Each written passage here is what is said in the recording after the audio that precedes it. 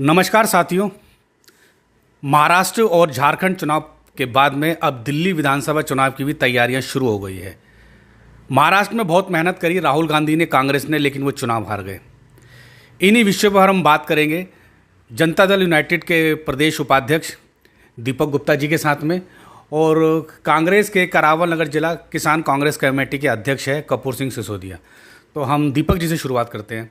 दीपक जी, फिर कांग्रेस महाराष्ट्र में चुनाव हार गई और भाजपा जीत गई, वजह देखिए, आज पब्लिक को एक चीज़ समझ में आती आ रही है कि जो शिवसेना हमेशा ये कहती थी, बाल ठाकरे जी हमेशा हिंदुत्व को महत्व देते आए, और अब की बार उद्धव ठाकरे जी उसी मुद्दे के ऊपर इलेक्शन जीते थे और उन्होंने कांग्रेस को सपोर्ट करा और वहाँ के सीएम बने। वो पब्लिक के लिए नेगेटिव मैटर गया, वो चाहे अलग जाते या किसी के साथ भी बनाते। वैसे भाजपा समर्थक रहे हैं वो शुरू से, और वो नेगेटिव ही पब्लिक के लिए गई, खिलाफ गई। क्योंकि आज तक अगर आप इतिहास को पढ़ेंगे तो जो मराठे हैं वो हिंदुत्व के लिए मरते आए हैं और हिंदुओं के लिए उन्होंने सबसे ज़्यादा काम किया। चाहे वो पानीपत का युद्ध रहा हो, चाहे वो कुछ रहा हो, तो महाराष्ट्र हमेशा एक हिंदू राज्य घोषित रहा है। तो इसका लिए काफ़ी बड़ा इसका मोटिव गया कि वो बाल ठाकरे के लिए खिलाफ गया इसके। कपूर जी, यही सवाल मेरा आपसे है कि राहुल गांधी फिर एक बार महाराष्ट्र में चुनाव हार गए। देखिए संघर्ष जी, मैं आपके चैनल के माध्यम से ये कहना चाहता हूँ कि चुनाव हम हारे हैं, लेकिन कमियां हिंदुत्व को लेके नहीं है। अगर अभी हाल ही में लोकसभा चुनाव हुए हैं, अगर यही चीज़ होती तो हम लोग वहाँ पे इतनी सीटें नहीं जीत पाते। देश के अंदर 303 सीटें जीतने वाली भाजपा आज 145 पर क्यों बैकफुट पे आई? देखिए, देश कहीं ना कहीं हिंदुत्व को लेके या लोग हिंदू मुस्लिम को लेके नहीं, राहुल गांधी जी जाते हैं। देश में भारत जोड़ो यात्रा अब चली है, पूरे हर राज्यों में पहुँचे हैं राहुल गांधी जी। जनता ने उनको फेस किया है, जनता ने उन्हें बिल्कुल एक्सेप्ट किया है, जनता ने उनकी बात सुनी है। कहीं ना कहीं जनता की आवाज़ देश में उठा रहे राहुल गांधी जी। राहुल गांधी की जनसभा इतनी हुई, वहाँ पे कम से कम 40 जनसभाएं मोदी जी की हुई है, योगी जी की हुई है, इनकी हुई है। कांग्रेस ने वहाँ चुनाव क्या है, हमारा चुनाव है जो वो शरद पवार और महाविकास अघाड़ी के अकॉर्डिंग में लड़ा गया है चुनाव। अगर सीधे टक्कर में अगर चुनाव लड़ा जाए, जहाँ पे भी अगर बीजेपी और कांग्रेस आमने सामने लड़ती है, देखना अगर देश में चुनाव का अलग ही परिणाम होगा। आमने सामने बीजेपी को पटक नहीं देगी कांग्रेस। तो दीपक जी, बटोगे तो कटोगे, ये नारा चल गया क्या मोदी जी का?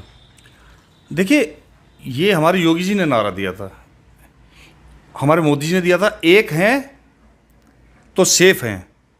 ये नारा ये था कि एक है तो सेफ है, ये मोदी जी का था, और कटोगे तो बटोगे, बटोगे तो कटोगे, ये हमारे योगी जी का था।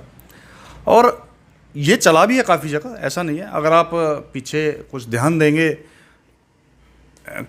चाहे वो कांग्रेस का समय कार्यकाल रहा हो, तो मुस्लिम ज़्यादा ही हैवी रहे हैं हिंदुओं के ऊपर हमेशा, और जिस कारण अब की बार भी काफ़ी इसका फ़र्क पड़ा। उत्तर प्रदेश में आप देखते आ रहे हैं। मुझे एक चीज़ आज तक समझ में नहीं है, हम तीनों बैठे हुए, हम हिंदू हैं तीनों, क्या आपकी छतों के ऊपर पत्थर मिलेंगे? क्या आपकी छतों के ऊपर गुलेल की तारेबंदी मिलेंगी? मतलब समझ नहीं आता वो क्यों रखते हैं। अगर वो नहीं है ऐसे, मैं कहता हूँ, अभी कल पत्थरबाजी हुई है, इतना बड़ा उपद्रव हुआ उत्तर प्रदेश के अंदर, क्यों हुआ? उनके घरों पर बोरे के बोरे पत्थरों के मिले हैं। इसका मतलब प्री प्लान होते हैं वो। तो झारखंड में फिर हारने की वजह क्या है? झारखंड में तो भाजपा की सीटें कम हो गई। नहीं, भाजपा की सीटें बिल्कुल कम हुई झारखंड के अंदर। देखिए, झारखंड जो है क्षेत्र, भारतीय जनता पार्टी इलेक्शन लड़ रही थी, और अब की बार जो हम कई जगह कहते हैं कि वहाँ से हमारे जो सुरेंद्र साहब हैं, उन्होंने पूरी ताकत लगाई, पीछा उनका कार्यकाल अच्छा रहा।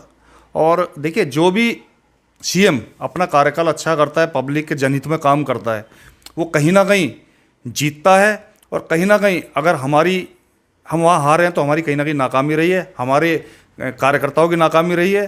तो इसमें केंद्र सरकार को तो हम दोष दे नहीं सकते, मोदी साहब को दोष नहीं दे सकते, लेकिन हाँ, हम वहाँ के कार्यकर्ताओं को कह सकते हैं कहीं ना कहीं वो पब्लिक के वोटर के टच से दूर रहे हैं।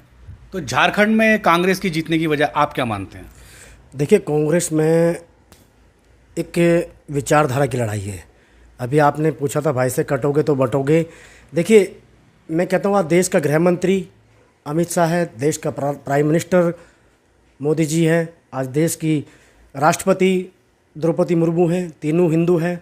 लेकिन आज देश सुरक्षित क्यों नहीं है? आज ये छतों पे पत्थर किन के आ रहे हैं? लॉ एंड ऑर्डर किन के हाथ में है? गृह मंत्री किन का है? क्या ये नहीं रोका जा सकता? क्या ये नहीं, ये क्या ये करते हैं? देखिए, जब जब चुनाव आते हैं तब तब बीजेपी इस चीज़ का प्रोपगेंडा फैलाती है, क्योंकि शुरू से ही करते हुए आए ये लोग। इनकी तो अब ये उनका वो है। महाराष्ट्र और झारखंड से बाहर निकलकर अब हम दिल्ली की बात करते हैं। दिल्ली में कांग्रेस की क्या तैयारियां हैं और क्या परिणाम रहने वाला है? दिल्ली में बहुत अच्छी तैयारी है। दिल्ली प्रदेश अध्यक्ष देवेंद्र यादव जी के नेतृत्व में हम लोग दिल्ली न्याय यात्रा लेके जा रहे हैं।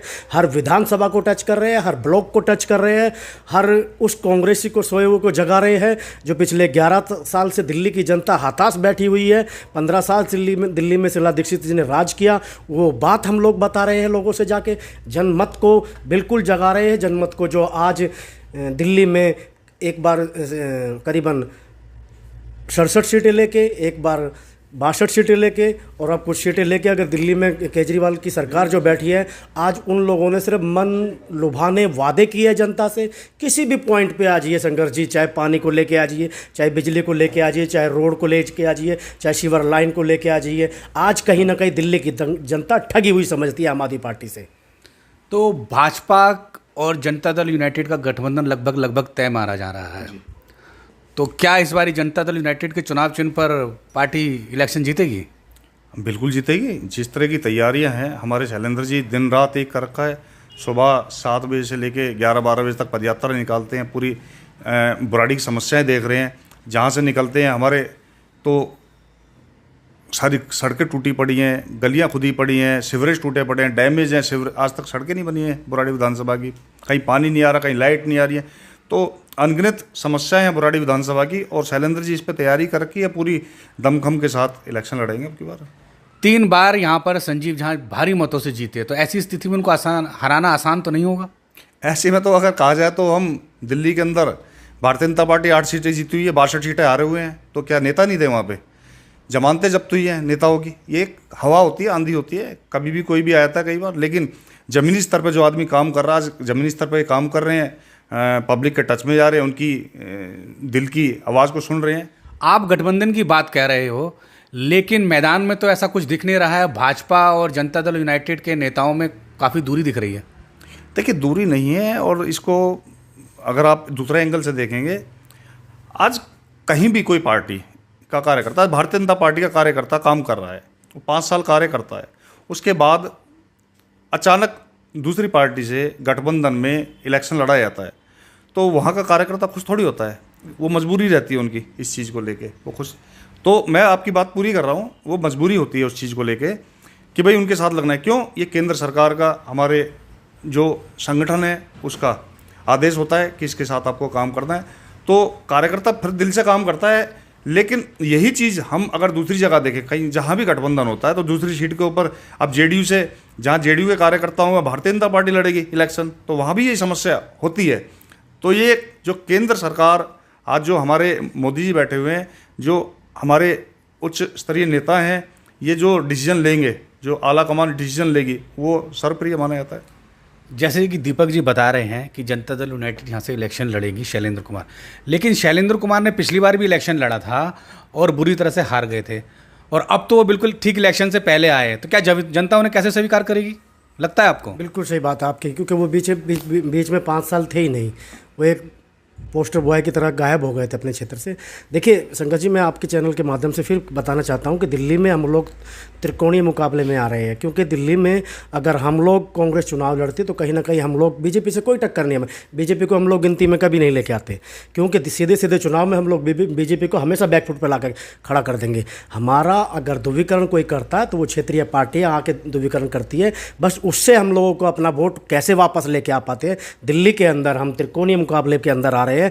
हम आम आदमी पार्टी को बहुत अच्छे उससे हराने जा रहे हैं, क्योंकि दिल्ली की जनता इन 11-12 सालों में बिल्कुल हताश है, बैकफुट पे बैठी हुई है। किसी भी इवेंट पे ले लीजिए, हर सवाल पे आम आदमी पार्टी बिल्कुल बैकफुट पे बैठी है। ना तो ये राशन कार्ड बना के दे पाई पिछले 11 साल में, बुजुर्गों की पेंशन नहीं बंधी है, लोगों को राशन कार्ड नहीं बने हैं नए, लोगों को अगर क्षेत्र में अगर कोई भी जन सुविधाएं होती है, चाहे स्कूलों को लगा लीजिए, पिछले 15 साल के, इस 11 साल के शासनकाल से पहले यहाँ पे दिल्ली में अपने जितने भी स्कूल बनाए थे शीला दीक्षित जी ने बनाए थे। हमारे यहीं हाल ही में बुराड़ी के अंदर 16 स्कूल श्री भूतपूर्व जिले सिंह चौहान जी की देन है। उनके अलावा आज तक एक नया स्कूल नहीं बना यहाँ पे।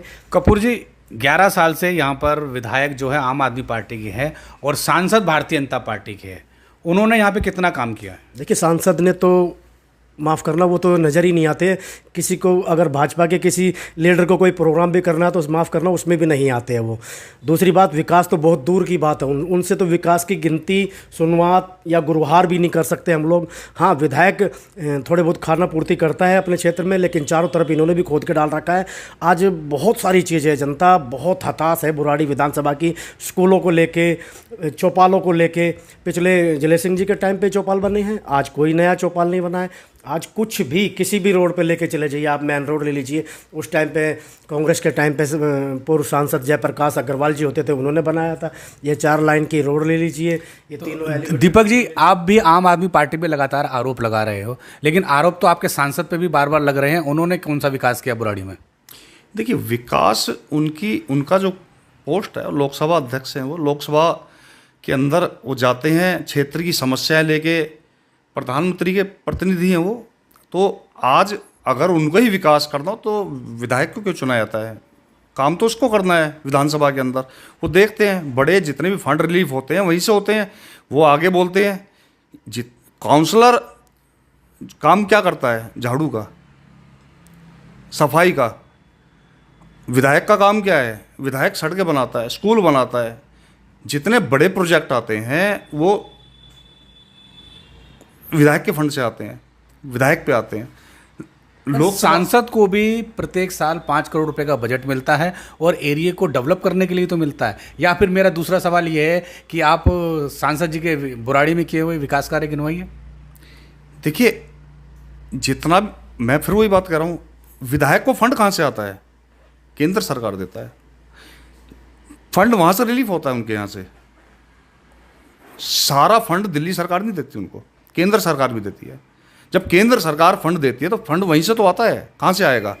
लोकसभा के अंदर वो बैठते हैं, मुद्दे उठाते हैं, क्षेत्र के जो समस्याएं होती हैं उनको सुनते हैं। और 5 करोड़ रुपये कोई बहुत बड़ी रकम नहीं होती आज के समय में कि अगर आप यहाँ के विधायक संजीव झा को देखोगे तो यहाँ 5,000 करोड़ रुपये खर्च कर चुके बुराड़ी विधानसभा में। आप गिनवा दीजिए, आपके कपूर जी बैठे हुए हैं, ये मुझे बताएं कि 5,000 करोड़ रुपये कहाँ लगे। तो आप तो 5 करोड़ की बात कर रहे हैं, मैं 5,000 करोड़ की बात कर रहा हूँ।